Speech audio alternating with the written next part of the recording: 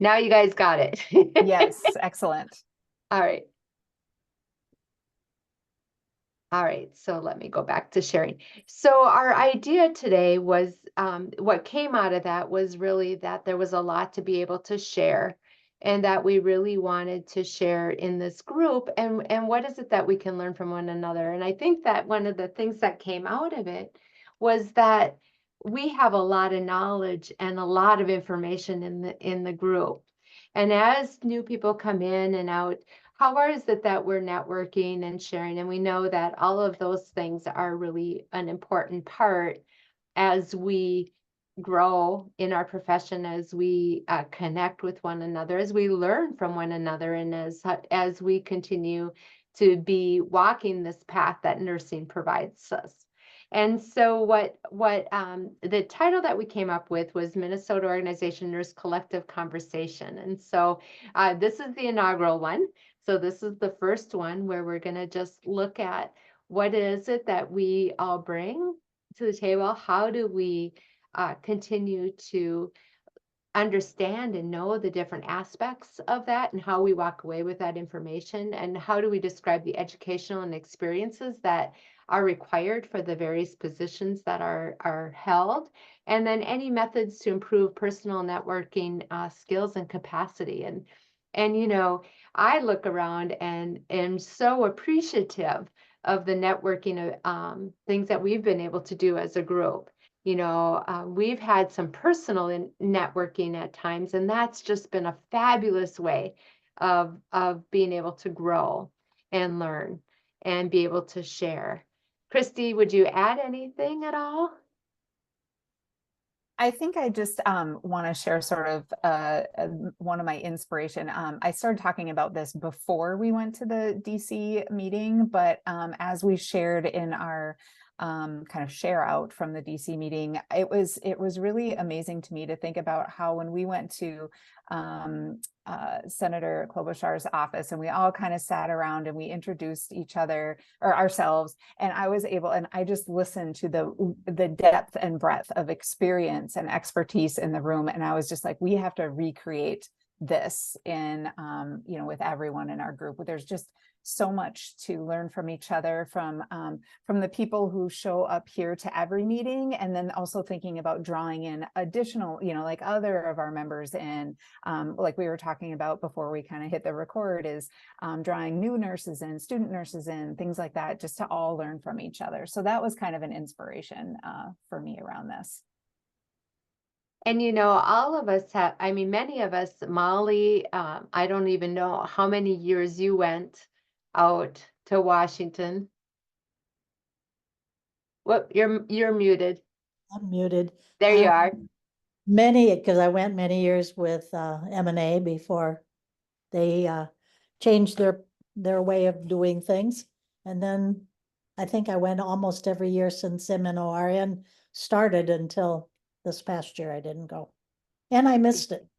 Yeah. Yeah, we missed you. And It's Mary Tanner and Patty have both gone many years too. yes. Not the only old one in this group here tonight.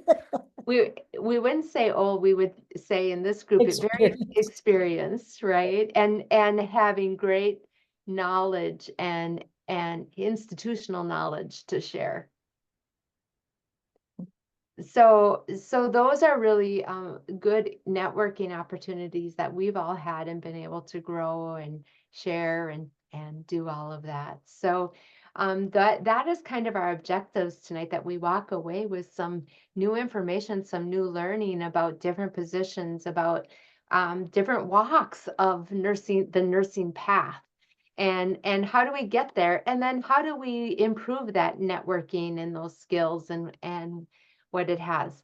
So the goal of tonight was that this was very interactive, that you bring to it. And so Stephanie, you interjecting that clinic stuff, that is exactly what we're doing tonight to say that there are all these other aspects of nursing that we need to talk about, and that each one has a real importance in the overall really industry of nursing as a whole.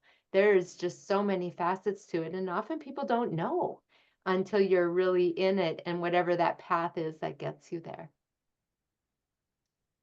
So, our first question, our first one was understanding different aspects of nursing, various careers with nursing.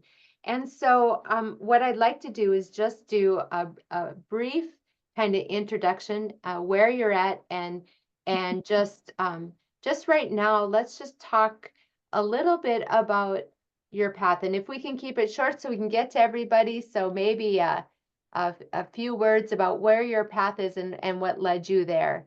That would be helpful. And I am struggling to see everybody.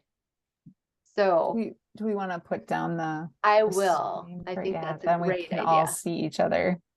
Yes, thank you.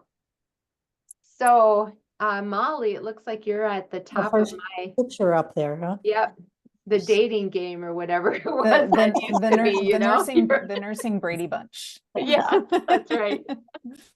So you kind of want to know what areas and what I've done over the years. Well, currently, Yeah, and how you got there. how I got there. Well, I started out during adult post-op surgery. Love that. And then my career went because of where I lived. I did a lot of different things in different parts of the country. And we moved, or I went to Chicago, and my now husband was in law school to be near him.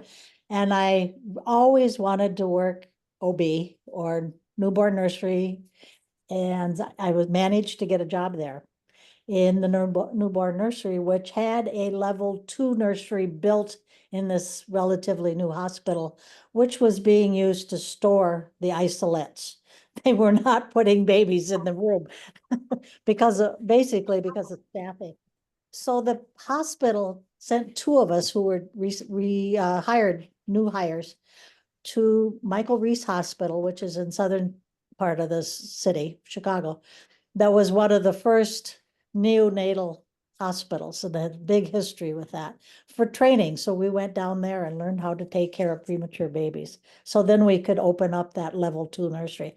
And in Chicago, the really sick kids got shipped out. And so that's why we didn't have that many, but there were enough kids that were level 2 criteria that we could keep them there. So that was where my first experience was with neonatology. That was back in the day of having IV pumps where the tube ran through a little gizmo that would squeeze the tube, and I had to count the drips it was terrible. And I look back, and I managed to go to an ANA meeting just out of the clear blue sky that happened to be in Chicago, and all the exhibitors were there. And I came back and I said, there's machines that do this. Can't we get one of those? What a waste of time of counting micro drips. So I finally did get one. But anyway, that was my first experience in neonatology. But then I moved to Washington, D.C., and didn't really want to rotate shifts. So I happened to find an ad in the paper that a pediatrician's office was looking for an RN. In Chicago, those jobs were passed down by word of mouth. And I thought, oh, well, I got to go explore this. So I worked many years there and loved it. But it was pediatric and pediatric allergy. One of the docs was an allergist.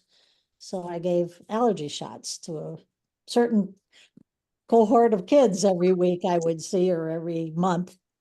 And then we moved again and came back to Minnesota, and I hadn't worked bedside no, we moved to Michigan first, and I started back to school to get my degree in the Michigan. And then when we came to Minnesota, which was probably 3 or 4 years later, I decided I wanted to go back to work again, but I wanted to work in neonatology. And of course, I'd been out of the bedside and didn't know any of the new stuff. That area changes a lot in a hurry, believe me. So I had a friend working here at Children's, and I said, what do I do? And she said, let me talk to my manager. She was working in the newborn nurse, or in the level 3 nursery. And so she talked to her, and she said, tell her to come in and talk to me, not to go to human resources because they won't hire her. So she hired me first and then told Human Resources. Oh. So then I spent about 20 years working in neonatology, which led into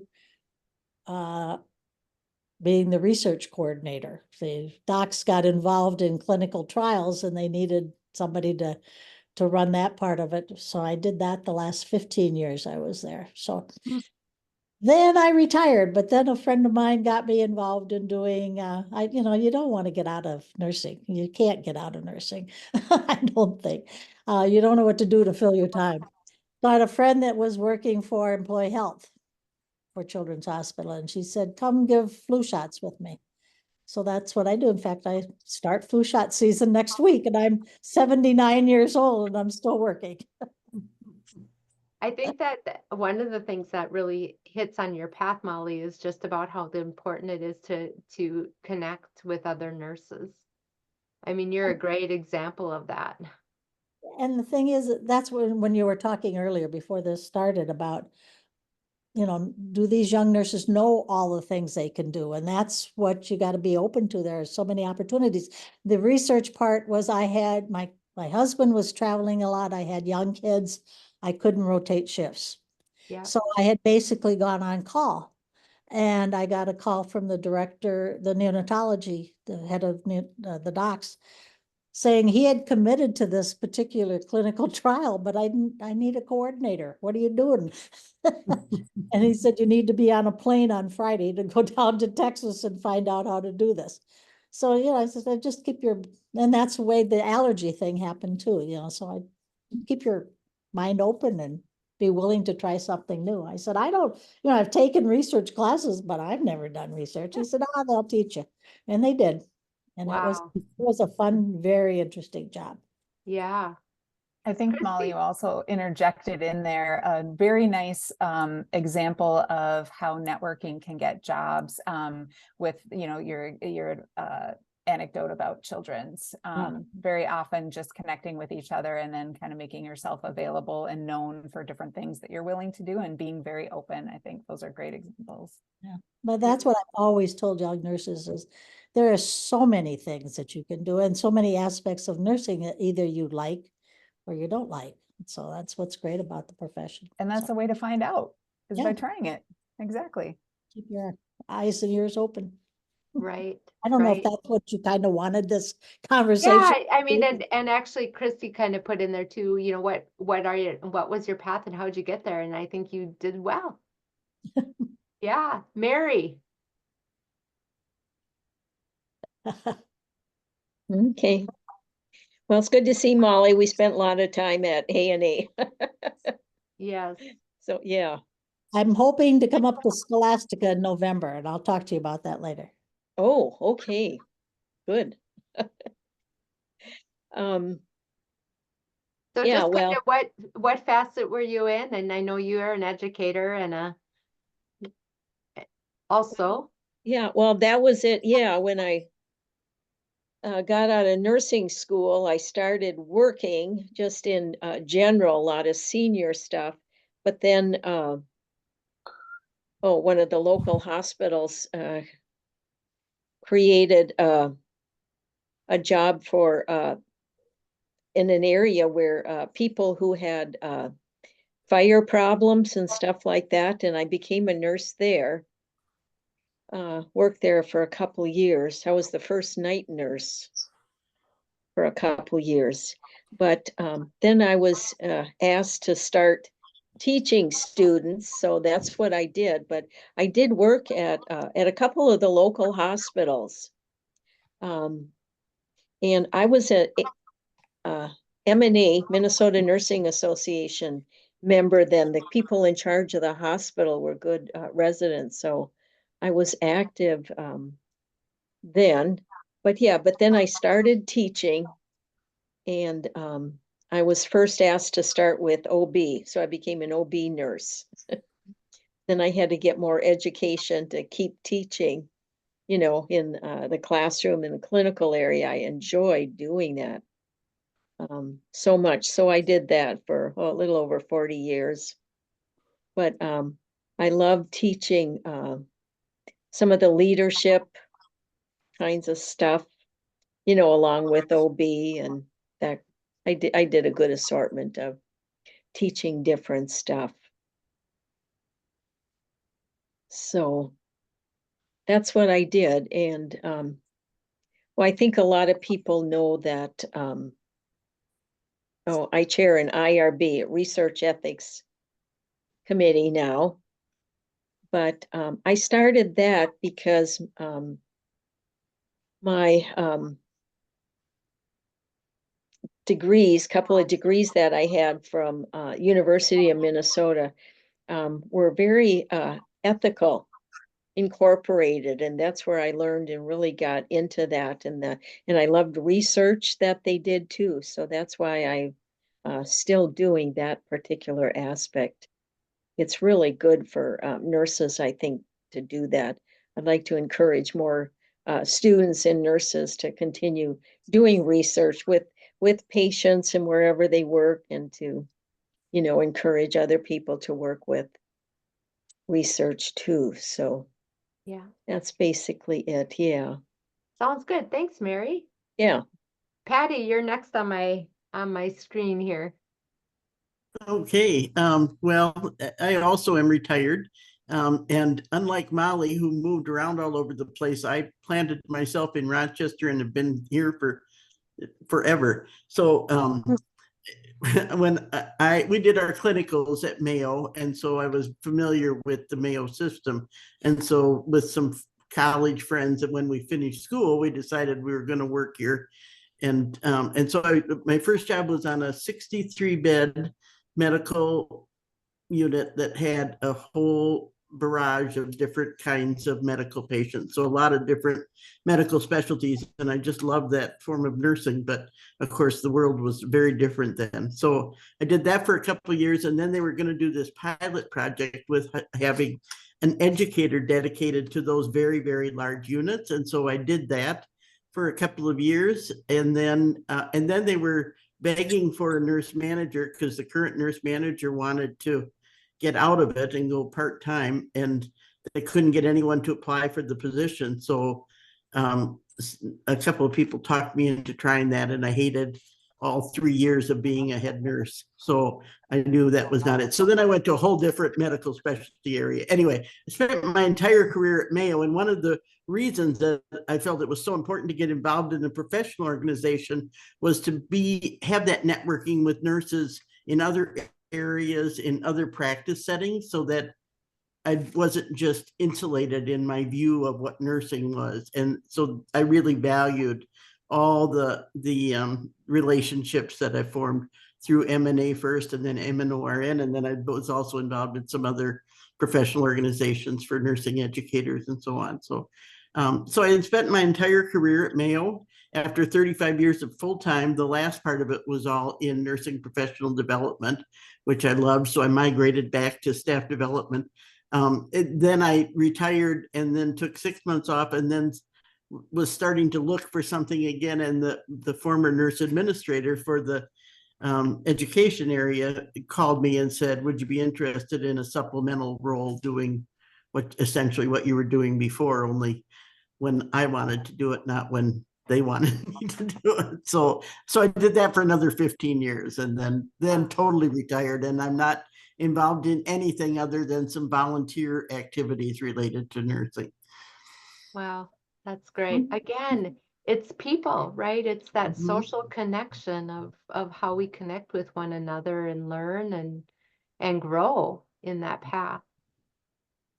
We like to sometimes think that we get this way just on our own, and it's never that way. It's never. No. It's always about the people we surround ourselves with and recognizing that path. You were going to say something, Molly? Yeah, I was just wondering if I could add, Mary and Patty and I were very involved at MNA for many years. Mm-hmm.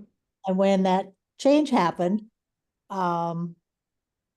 Jenny Tucker, who Yep. some of you know now because if you've been to ANA, and I kept saying, we got to do something. We got to start something and keep that connection to ANA. So Patty and Mary were part of the original 29 people I sent letters out to saying, are you interested in getting something started? And Jenny did a lot of the work. I did the contacting of people from the past, really, from M&A. And we are the ones that got the thing off the ground. And it's what, 11, Thank 12 you. years ago now. Thank Yeah, you and for in all that of that. time, almost 1,000 people or around 1,000 It's people. hanging right So at It that number. is. Yeah. Yeah. yeah, so when you think about that 29 and what'd you say, how many years ago? 11 or 12, I think. I've lost track, but yeah. Think about the impact of that and the impact that what 29 whatever the I few don't know why people, that number. It's the names I could think of and figure out how to get a hold of them. right, but 3 people said this can change and look at the change you created and how that continues to grow and how that socialization and that social networking has really grown. So we owe a lot to that. Absolutely. I was saying thank you for all of that. And I Mhm. think what's exciting for me, I've been trying to figure out how I want to say this, but like for me, and I'm not sure which order I want to say, but like challenges present possibility, which presents hope. And I think that if we, keep having these kinds of conversations and we get ideas are sparking within the group, we don't know what's going to be next. There will be something like, something of magnitude that will happen at some point again, too, because we all have these connections. Yeah. I believe that anyways. So thank you. Agree. Stephanie. Thank you. So a little bit about my career. I'll kind of intersperse some of the sort of political things that were going on in the healthcare scene at the time. So I graduated from nursing school in 1982. So a long time ago, a long-time nurse. My first job was in Grand Forks, North Dakota, working nights in a post-surgical orthopedic unit. So love that. And then moved. My husband took a job in another city and we moved to Minot, North Dakota, and took a job in a small community hospital, also in a kind of post-surgical general unit. And what was happening at that time, outside of my career, so to speak, was that DRGs were just being rolled out by the government. And I don't know if all of you remember what happened when DRGs rolled out the first time. There was, pretty much panic. I mean, there were layoffs everywhere.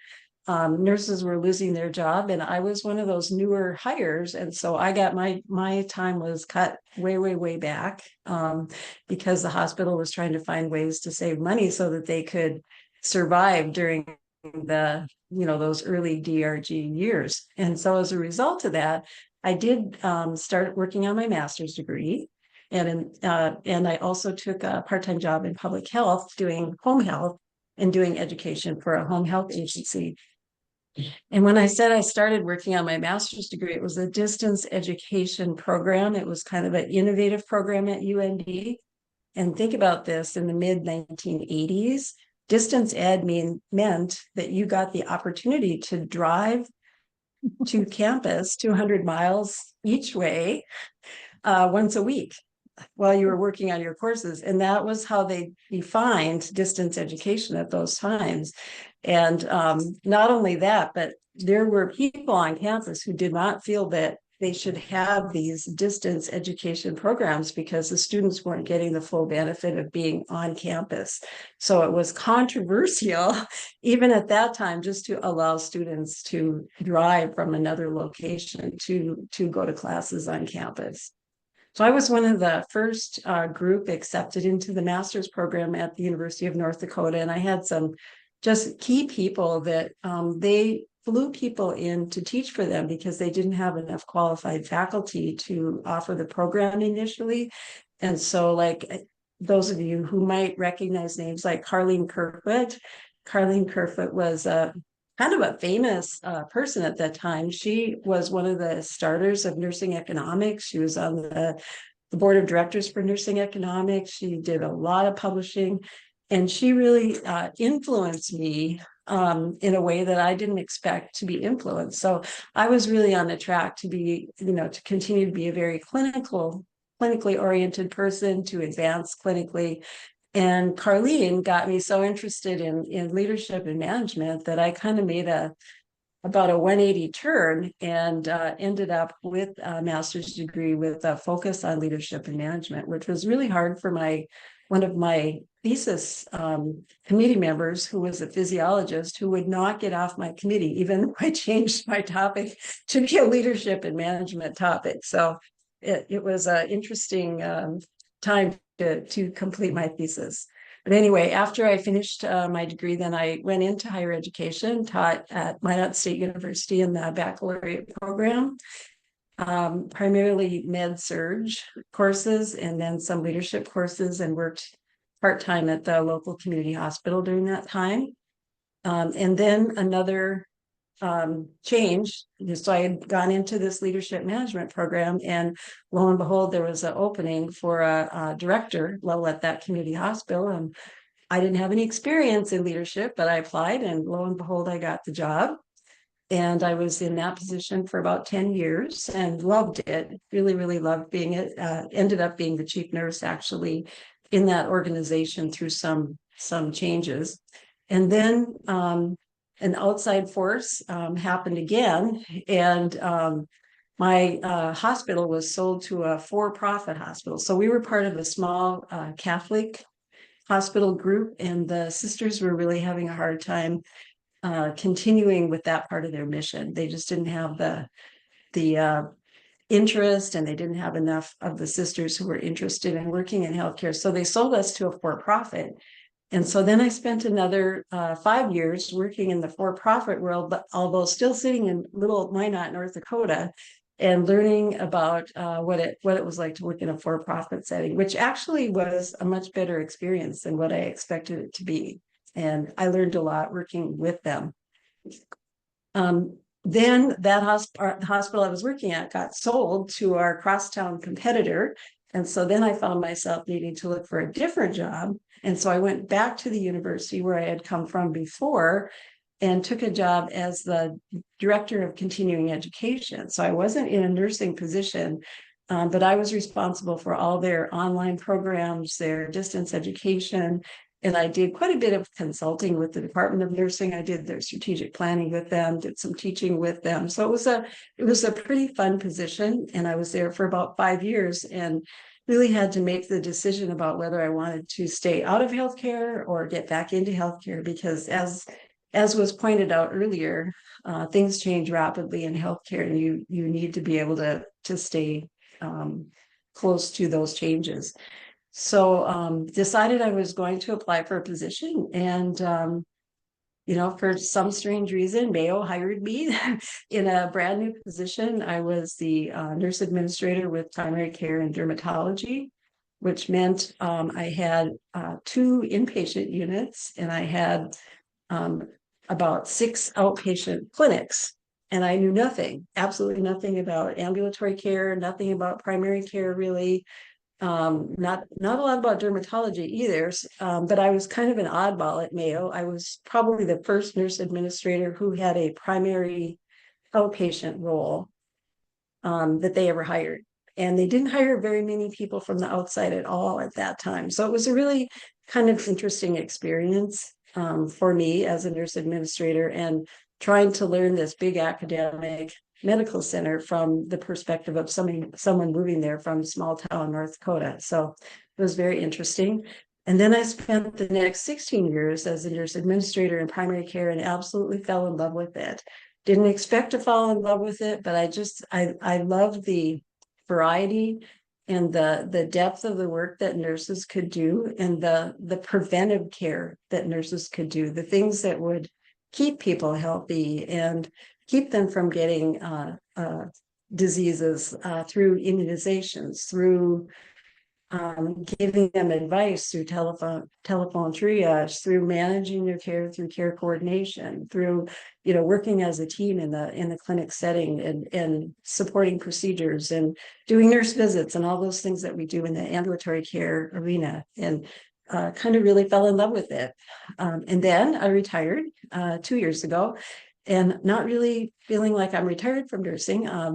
Last year, I became the president-elect for the American Academy of Ambulatory Care Nursing, and I'm now the president. So I keep pretty busy in nursing.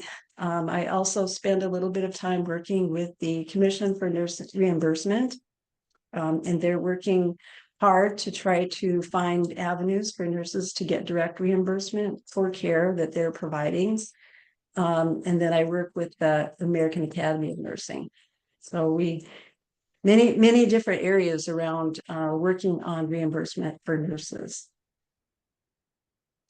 Terrific.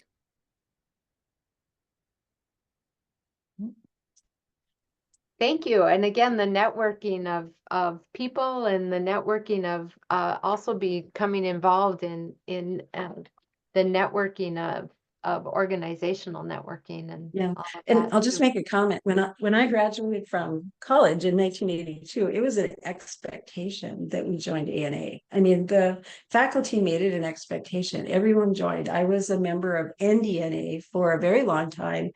Back in the years, North Dakota is a very low population state, and we had 8 districts in the 80s, very busy districts within our NDNA framework. Now that shrank over time, but in those years, ANA was very, very critical for North Dakota to be able to pass the baccalaureate entry into practice. I don't know if you all remember that, but we were a baccalaureate entry into practice for about 8 years. So it was interesting times. Yeah. Thank you. Bryn.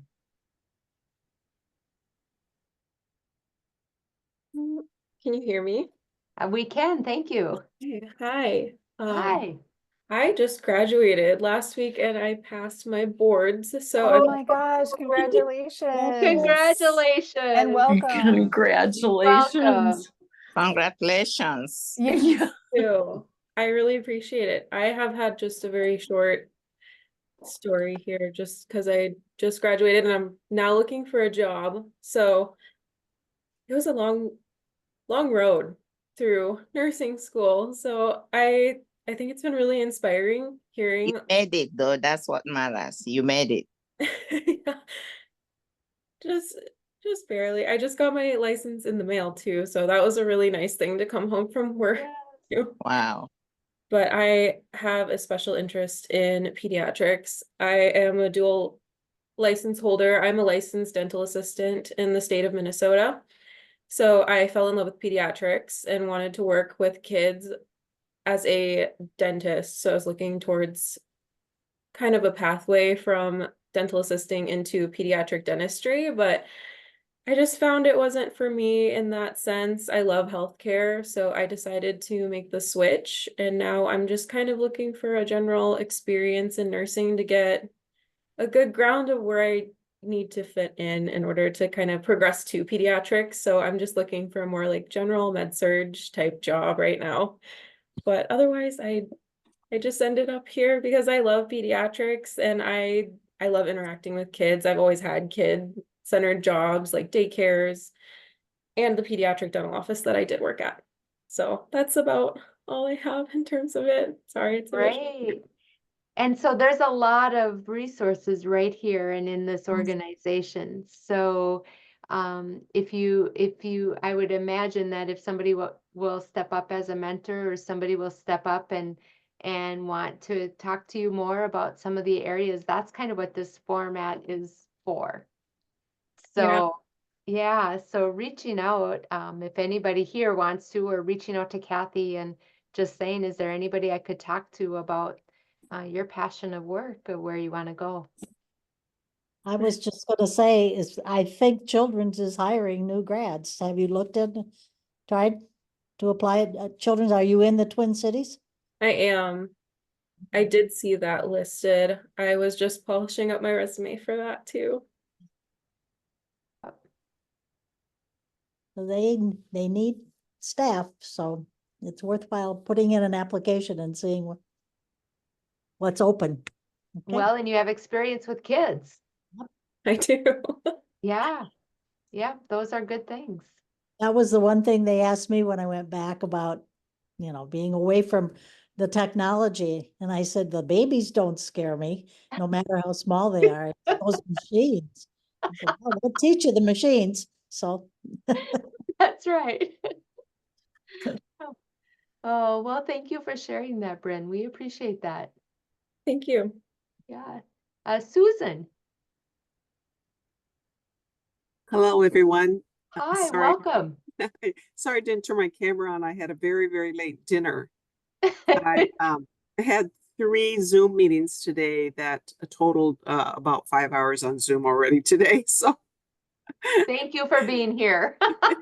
I couldn't miss it. But I started out my career even before 1982. I won't say exactly, but my first job was in Southeast Kentucky in the heart of Appalachia. I was always infatuated with that area and thought about going to a third world country first to work, but I thought, you know what? There's plenty of poverty and underserved people right in the United States. So moved to Southeast Kentucky, one of the poorest counties in the whole US. And I show up the first day in my beautiful white uniform with my white clinics and my beautiful nurse's cap and my white support hose. And they looked at me like, what are you doing? I said, I'm here for orientation. Oh, we don't have orientation here. Oh, God. Where am I needed? Oh, up in labor and delivery. So they shoved me off to labor and delivery. My first day I sat with several women who were laboring. Thankfully, I had a really good, excellent, actually, rotation when I was an undergrad. And so I spent a year there, and I've stayed in contact with the nurses there and small church there. And I support a preschool there, and I go back every couple of years, and really near and dear to my heart, amazing nurses. Majority were LPNs, and I was the only baccalaureate prepared nurse in that hospital. And they would say to me, "Oh my gosh, you must have been dumb. It took you 4 years to get through nurses training." I never ever explained to them when I'd go back that I got a master's degree, then a PhD, over the years. But anyway, I did move back to Iowa City, where I'm from, and worked in newborn nursery, and then off to Mayo Clinic, work at St. Mary's in the NICU and the PICU for a number of years, and then kept moving north. My family didn't understand why I kept moving north to to Minneapolis, and worked at the University of Minnesota NICU while I was doing my master's degree in maternal child health, and I did a double major in adult education. I knew I wanted to be a teacher at some point.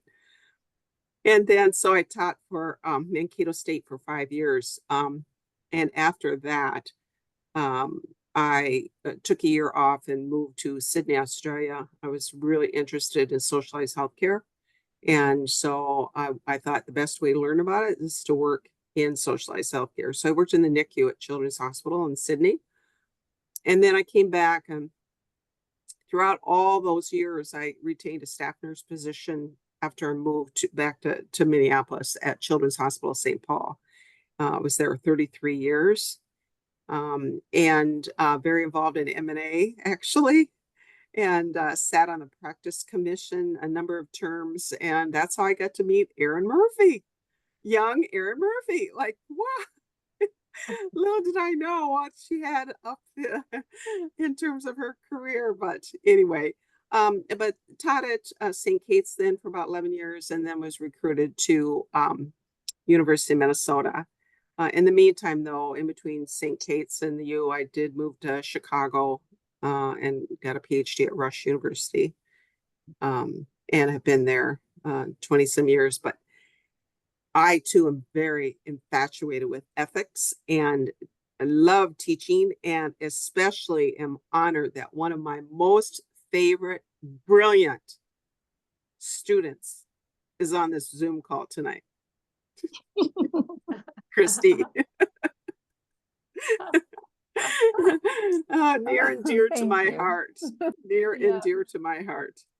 Just a stellar students. You know, those students just stay in your heart forever. So thank you, Christy, for all the great work that you're doing. So that's enough about me. Thank you. You're And very kind. yeah. And Julia. Mhm.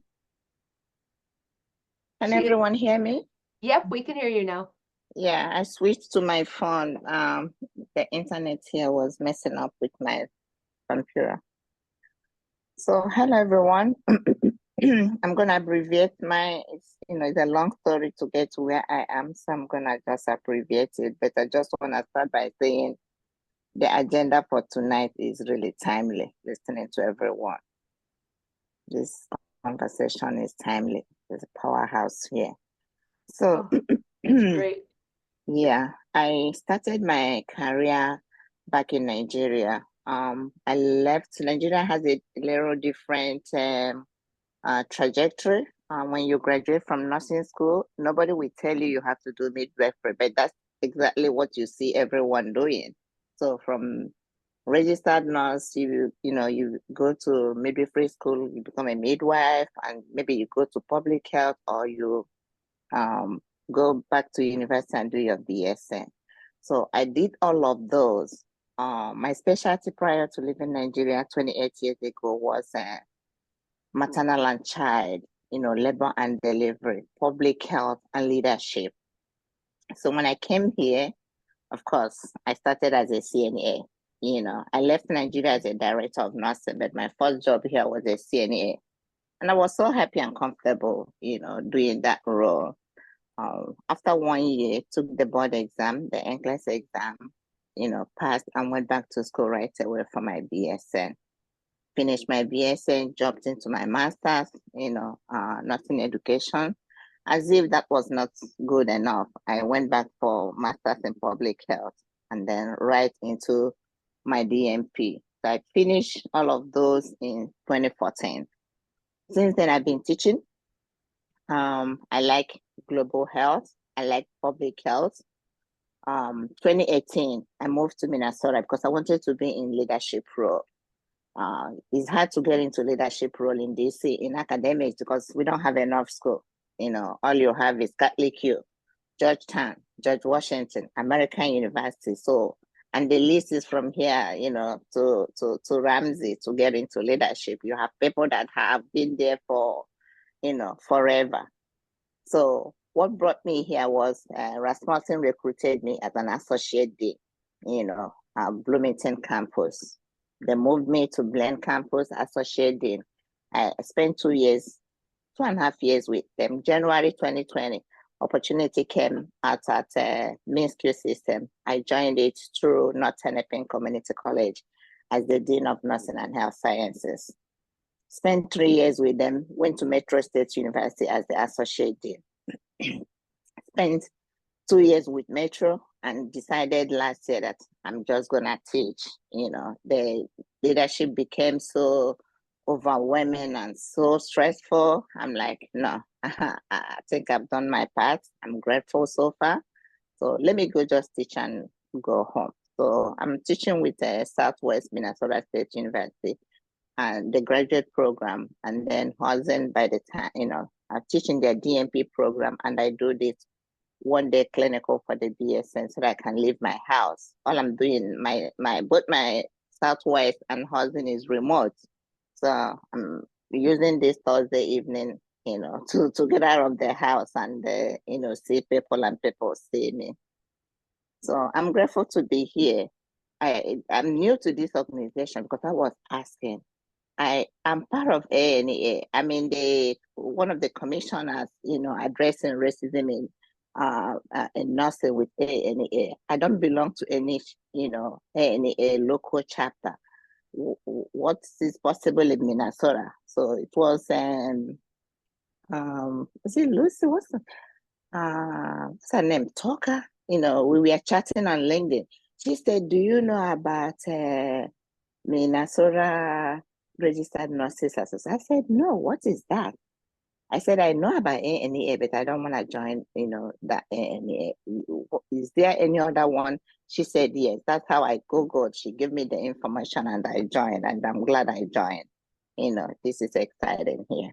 So that's my little story in a nutshell. I like leadership. I like global health. I like mental health. I like public health. Yeah, thank you. Welcome. We're glad you're here. Thank you. Gemma.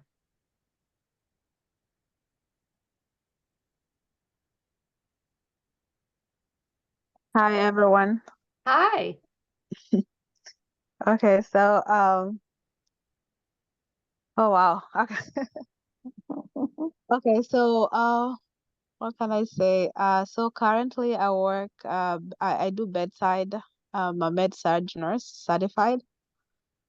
I work with Alina Health, and that's what I've been doing for the last 3 years. So I kind of started like in the mid of COVID. That was tough, but now that we're out of it, it's I say things are getting okay, but it's still tough um to be that, but I love what I do. Before us starting in the acute care setting, I worked in a nursing home, and that's what I did after I graduated in 2011 from Normandale. And then I got my BSN back in 2016. And I want to say where I want to see myself is like kind of work in mental health. That's kind of what I'm working towards, something with mental health. Okay, that's it. Yeah. Thanks. Thanks, Gemma. Thank you. Welcome. Thank you. Thank Yeah. you. Welcome. Jan. There we go. Now I can talk. Can you hear me? We can. I graduated from Winona State with a BSN in 1974. So 1982 sounds pretty when I graduated and started at Bethesda at that time.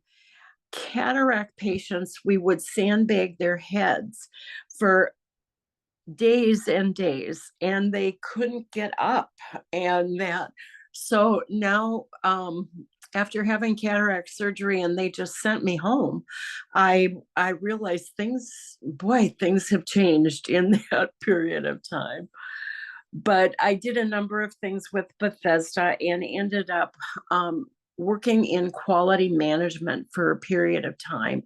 And that was very interesting and also allowed me to see some things that I thought, needed to be changed. And when you were talking about the political part,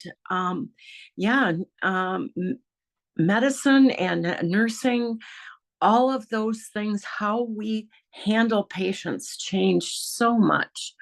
And so when I finally made a decision that it was time to move on, I had a very good friend that was a parish nurse. And she said, Jan, I think you should consider this.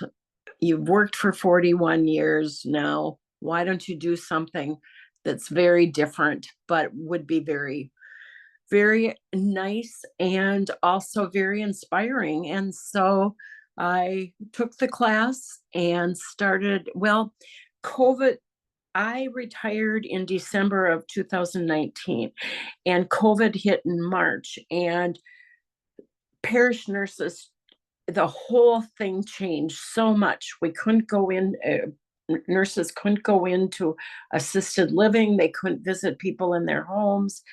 And most of it was done over the phone. And I thought that would be really hard because a lot of times if I was visiting somebody, oh, let me see your ankles, let me take your blood pressure, all of those things that we do to make assessments of how people are doing and that. So I kind of felt like, okay, I've retired and I'm not gonna go back, but my brother teased me one time and he said, you're telling me that you pray with patients and you talk and assess how they're doing physically, and actually people pay you to do that. And I said, yeah. And he said, how can I get that job? But I teased him. I said, no, you got to have a little RN behind your name. But for a lot of years, I was very involved in M&A. That's how I met Molly and Mary and Patty. And it was one of those things that was really important to me. Although when things changed and that this felt like a good place for me to come. So because there were so many other things going on at that time that were difficult with M&A. And so, but yeah, I enjoy retirement. And but it's so nice, Bryn, to see brand new nurses that just getting your license yesterday or whenever it was. That is so important. I had a nurse manager for a period of time and that said, you can't retire until you replace yourself. Well, yeah. I also have two nieces who are nurses, and also our long-term neighbor whose daughter went into nursing. So I figured that I have replaced myself somehow.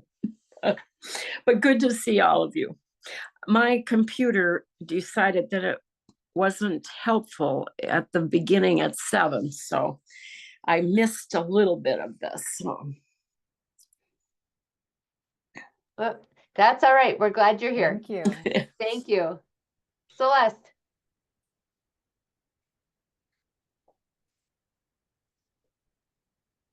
If you don't mind, I have a terrible cold. Okay. And so and plus I'm taking notes on everything. So I'm gonna take a pass. Okay. Yes. Sorry. No, that's okay. And so I think, Christy, you and I will probably take a pass too, and we'll do a few little round robins because we're getting close on our time. And so what you heard today was some of the things, and I'm really hoping that we accomplished some of our what we wanted, which was really to understand some of the different aspects of nursing. And what I would say is that you heard all kinds of different ways that people got their education, right?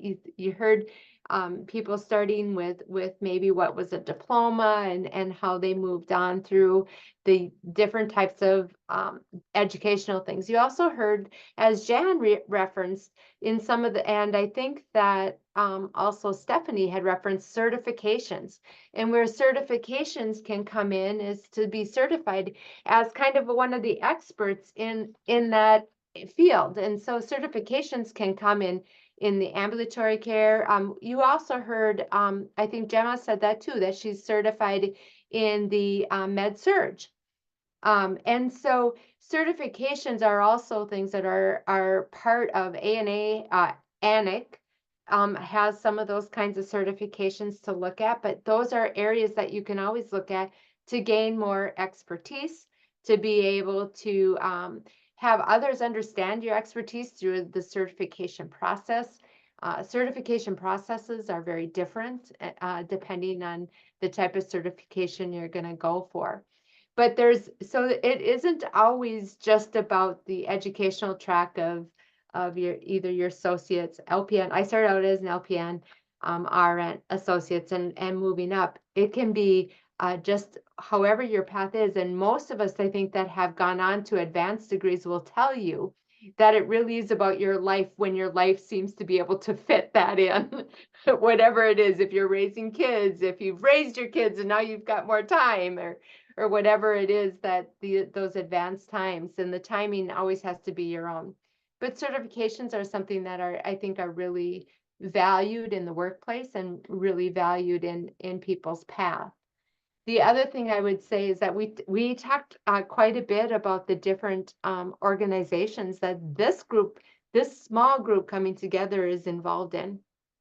And so you heard about the ambulatory care that Stephanie is involved in, and also she, I mean, there's just so many different organizations, the Academy of Nursing and all of that type of stuff. So those are important ways that we can connect and continue as we walk this path in nursing, that we can really share with each other and share in those organizations and really try. I mean, as I said earlier, look at how 3 people made this organization 1,000 people in relatively short amount of time. And what that tells you is the importance work that one person and 2 people and 3 people can do, and how that can really elevate others. Christy, what would you add? Excellent. So I just want to, I know we're wrapping up here with the time, and I just want to thank everyone for coming. And I want to tie this meeting and all of our meetings really back to our mission. And so just calling that out, which is to advance the profession of nursing in Minnesota through advocacy, leadership development, education, and mentorship. I do think we hit all of the objectives. I want to throw a couple things out there towards about that last one, about personal networking skills and capacity. One of the things I was thinking of too is bridging across, like there's other professional organizations too that might make sense for some of us. So I know that I'm a member of like the public health organization, the national and the local, and then also Minnesota Doctors for Health Equity. A social worker friend said that she was part of it. I was like, hey, I'm going to be part of that too. So, you know, there's other parts where, you know, we can bring in the nurse voice into other areas. As far as networking, especially for those who might be looking for career, building up a network, you know, you want to have a network there, you want to build it before you need it, right? So, and looking at professional development and stuff, I just want to call out a book that has been really helpful for a lot of folks that I know. It's written by a local person. Maybe some of you know of her, Marsha Ballinger. She's an executive recruiter and stuff, but she's written this book called The 20-Minute Networking Meeting. And, oh, I wrote it in the, and I'm going to press. She's got a co-author. It gives you some really good skills, especially about how to do like one-on-one meetings and how to keep it short and how to like, and making sure that you're offering back something. So, and if people want to talk about those kinds of skills, I'm always open, you know, we can talk about that further, and we could also address that in another meeting. I know we had a lot that we were going to get to, and I know also that nurses are amazing storytellers, and this was a really rich conversation, so that I hope everyone got something out of it. We really look forward to your feedback, what you might like for the future. Do you want to continue things like this? One of the thoughts that we had is we are recording this today. A lot of people have interest in hearing it, even though they aren't able to attend today. But we could do an offering where we aren't doing these things, and it's more of a, you know, off the record kind of a thing, you know, that kind of a thing. So, but thank you all for attending. And I think that is what I wanted to say. Can I just add, and Bren, please reach out if you need support or any kind of thing that you comes to mind. This group is a wealth of knowledge, and you will have the email to Kathy, and Kathy will connect you with somebody or any one of us that is willing, because you know, the investment in fellow nurses is what really feeds every single one of us. That's why we're here. Thank you. I really appreciate it. Thanks for letting me kind of sit in and listen. Yes, thank you. Do we do some in-person activities, something like that, Julia? Is that what you're thinking in the future? Yeah, I'm just wondering. I don't know. Do you? Yeah. Hey, Okay. shoot us those thoughts and ideas. And Because- also thinking how we think about the state and where people are in the state. Even in this room, we have people from hours apart. So I think that that's a great idea, and it would be wonderful to meet in person. And so some long range planning on that would probably be good. But that's excellent. And just so you know, before COVID, I think it was almost only meeting in person, right? Right. Yeah. So it has shifted just because of as Christy said, there's Mary's up in Duluth. We heard Rochester. Rochester. Yep. Mhm. So all kinds of Patty's in Rochester. So, but definitely it is something that we've talked even as a board on looking at an in-person activity of some sort, just because sometimes you get surprised about, oh, there's a body to that little square. It does make a difference, those It does. in-person connections. Yes. Yeah. Thank you. Any other questions, feedback before we end the night?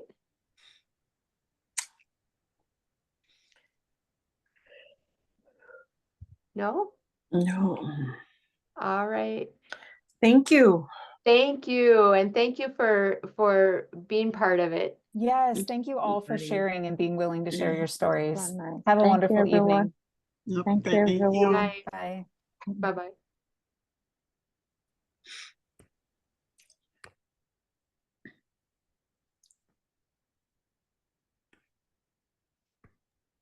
I will stop the recording here. Okay. Yeah. Yeah.